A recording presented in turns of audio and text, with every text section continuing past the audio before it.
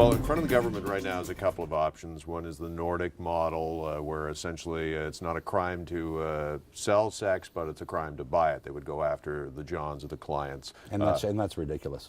You don't like that model? It's like telling somebody that you could open up a hardware store, spend all this money to open up a hardware store, but we're going to arrest every one of your potential clients that walk in your door. That's absolutely ridiculous.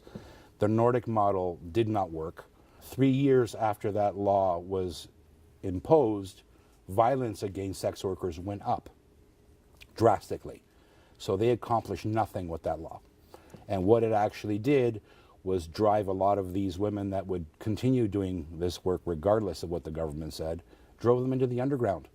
So they're claiming that the laws over there got a lot of the women out of the industry, when in actuality it did not. It just forced them in the underground, moving into the outskirts where they're not tracked, which is counterproductive because, again, they're unsafe. Nobody knows where they are. The Danish model is the other model apparently the government is considering, in which they essentially legalize prostitution, but they also regulate it. What's your feeling about that, having the government more involved in prostitution?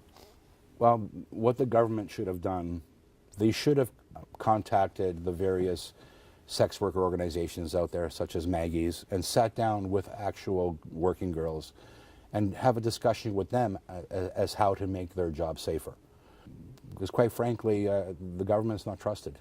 I mean, you know, how can you go ahead and impose legislation that you think is going to make the job safer for workers without even consulting them?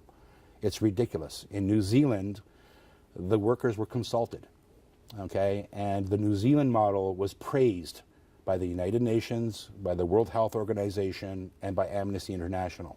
So what do you believe the government would hear if they talked to sex trade workers in this country, to people such as yourself? What would the recommendation be? Those who want to do the job, let them do the job safely. Give them the ammunition and the tools to do the job safely. And then go after the criminal element, double barrel.